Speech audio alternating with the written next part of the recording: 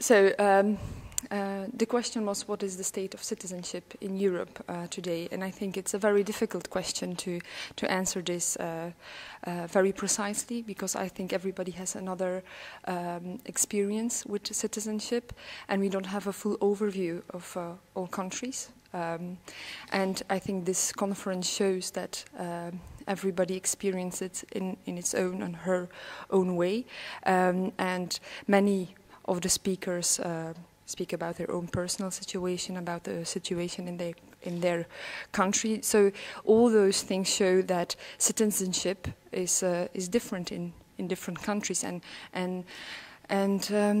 anyway, we want to speak about like a European citizenship and what it can mean. But what strikes me is that on this conference is that there is a lack of trust in politicians, a lack of trust of the top-down approach. People doubt if that's the right approach, and they want a bottom-up approach. So it has to come from the citizens now, and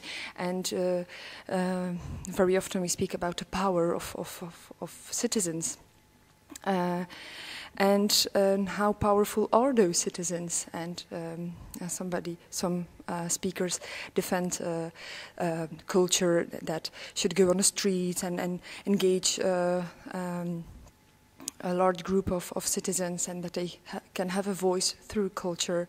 Or the G1000 Citizen Summit is also an example of how citizens can gather together and have a voice and do something.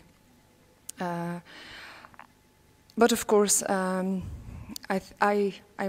myself very doubtful to such a too positive approach of a bottom-up approach.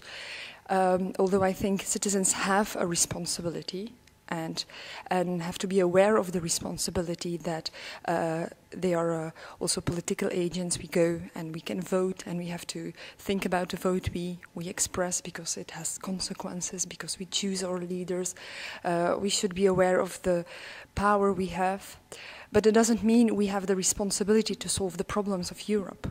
We have leaders for that, and I think leadership will lose its meaning if we will leave it up to the citizens. And my other skeptical thing about the bottom-up approach is that I'm sympathetic to engaging citizens in large groups and masses and all of that, but history has also shown that many people can be also, such a huge group can be devastating for society.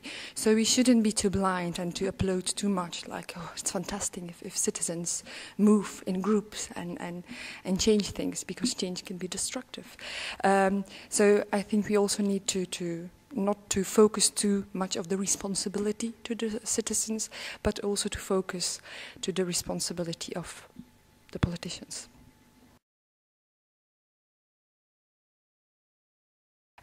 But what I also think is to become a good citizen is something you can only become in a good or in a certain society. So it's not because some people are not aware, or some people do not take up their responsibility, that it immediately means that it's their fault. You have to be able to live in a country, in a society that gives you also the chance to develop as a good citizen, and to. So that's why I always plea for education, for emancipation. It wouldn't be fair if we would look to citizens and say, "Oh, you're bad citizens because you're just not engaging, or you do not care," because we have to make people care. And being a good citizen is also becoming a good citizen and helping others to become a good citizen.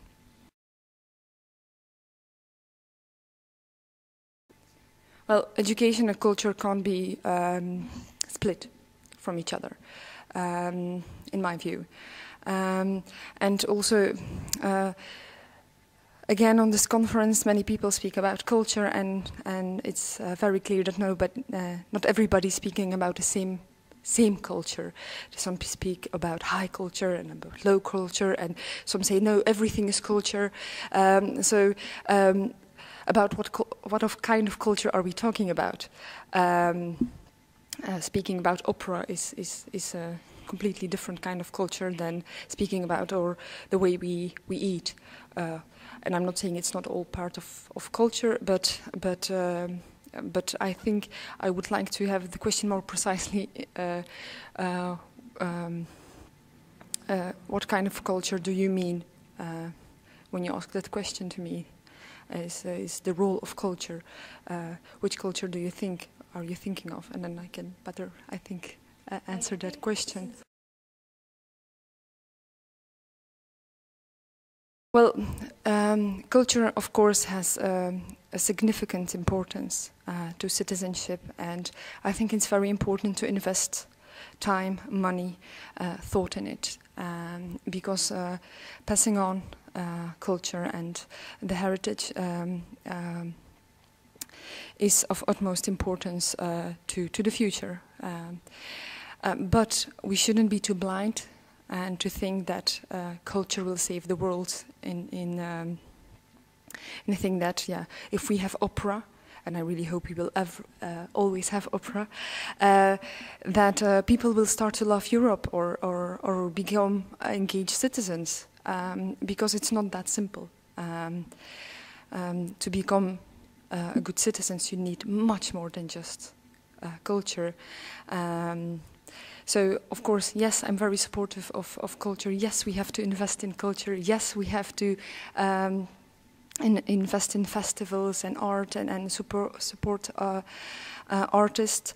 But we shouldn't become blind, and we shouldn't become too romantic about it, that this will save the world. And so we need always a reality check that how noble this all is. It's just one way of going in the good direction, but it's not solving all the problems. And that's all. If we just acknowledge that, then I think we're already a step closer to a healthier society.